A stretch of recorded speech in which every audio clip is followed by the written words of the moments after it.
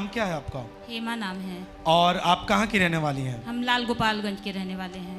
और इस बहन की गवाही है कि बचपन से ही इनको बहुत ज़्यादा डरावने स्वप्न आते थे, जिसके कारण से इनको कपड़े में ही टॉयलेट हो जाते थे।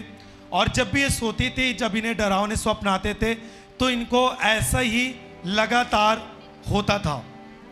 हाँ भैया। किस तरह डरावने स्वप्न आते थे आपको? भैया जब हम सोते थे तो जैसे ऐसे खूब बड़े बड़े थे, हाथ दिखते थे मुझे दोनों, और कोई पंजा ऐसे मेरा गला दबा दे। और जब हम सोते थे तो जैसे लगता था मेरे साथ कोई सो रहा है और हमेशा मेरे साथ बेविचार करना चाहता था। और मुझे जब मैं चलती थी तो मैं दिया लेके चलती थी, अपने आगे दिया लेके चलती थी।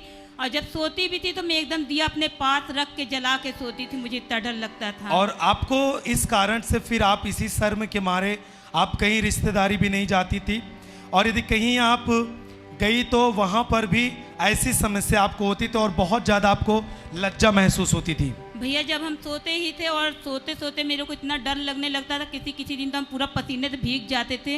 और जब किसी का ने जाना होता था, हम पहली बात तो कहीं जल्दी जाते भी नहीं थे, और जब जाना होता था तो हम जाते नहीं थे इस वजह से क्योंकि मुझे हमेशा, हम जब से जानने लायक हुए, हमेशा मुझे बाथरूम हो जाता था।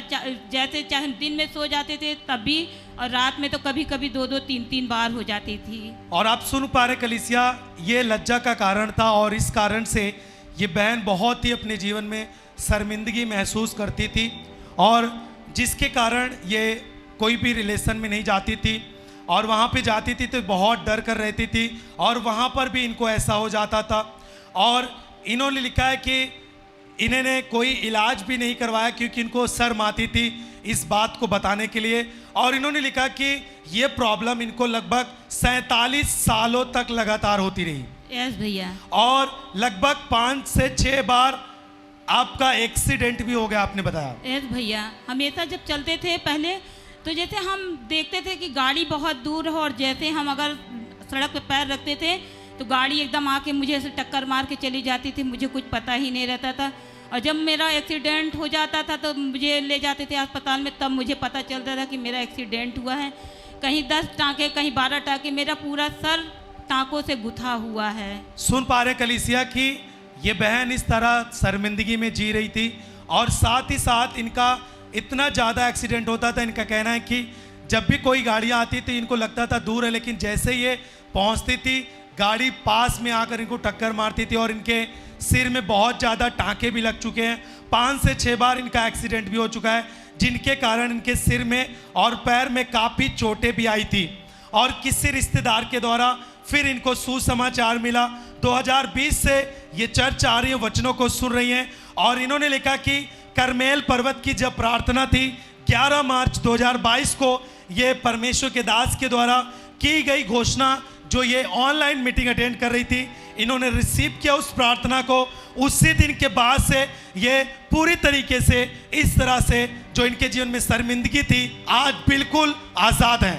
यस भैया। क्या हुआ जब आपने उस दिन 11 मार्च को आपने उस करमेल पर्वत की प्रार्थना को, जब परमेश्वर के दास यहाँ चर्च से ऑनलाइन प्रेयर कर रहे थे, आपने जब उसे रिसीव किया तो आपके जीवन में क्या हुआ उस शाम आप लोगों को बताएं। जब मैं प्रार्थना देख रही थी तो मुझे लग रहा था कि जैसे कोई मुझे छू रहा है, और पापा जी बोल रहे थे जो अंधकार की दीवारें हैं वो गिर रही हैं, आज लोग आज़ाद हो रहे हैं। और मैंने उस प्रार्थना को जब रिसीव किया, उसी रात से ना मुझे कभी सपन आते हैं, ना मुझे डर लगता। मैं चाहे जहाँ भी चली जाऊँ, नहीं मैं बाथरूम में भी जाती थी अगर लाइट चली जाती मैं तुरंत बच्चों को चिल्लाने लगती थी जल्दी से लाइट जलाओ मुझे। और अब तो मुझे बिल्कुल डर नहीं लगता, मैं सारी रात लाइट बंद करके कमरे में सोती हूँ, अच्छे से रहती हूँ। उसी दिन की प्रार्थना के बाद से मुझे कभी कुछ भी नहीं होता है। अब आपको कोई भी डर, कोई भी शर्मिंदगी का शिकार नहीं है, आप बिल्कुल आप आज़ाद हैं। ऐस भैया। आइए सबसे पहले उस घोषणा को भी सुनेंगे, 11 मार्च की प्रार्थना को जब परमेश्वर के दास ने प्रेयर की थी और ये बहन आज़ाद है उस दिन से, तो उस प्रार्थना को हम सब सुनेंगे और आशीष प्राप्त करेंगे।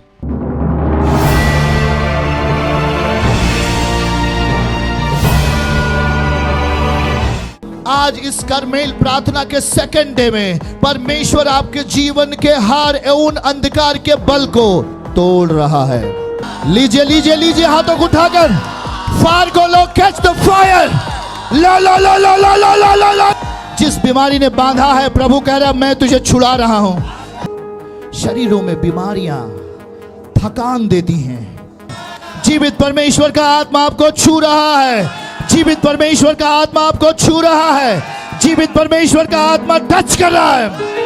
फायर! जोर से ताली बजाएं जितने भी लोग हैं, सब जन, एक एक जन परमेश्वर के नाम को महिमा दें। और बहन एक बात और आपसे पूछना चाहेंगे कि आपको बचपन से ये प्रॉब्लम थी कि आप जब भी स्वप्न देखी थी डरावने, आपको टॉयलेट हो जाता था? एस भैया, क्योंकि हम बचपन में डरावनी पिक्चर बहुत देखते थे। और आपकी जब शादी हुई उसके बाद भी आपको ऐसी प्रॉब्लम थी? एस भैया, लगातार 47 सालों तक आपको प्रॉब्लम थी। यस भैया। लेकिन उस दिन की प्रार्थना के बाद से आप शर्मिंदगी से और आप डरावने बातों से और डर की बातों से बिल्कुल फ्री हैं आप। यस भैया। तारीफ करें हाथों को उठा के हालेलुया बोलते हुए हालेलुया, सब हालेलुया, जन। हालेलुया।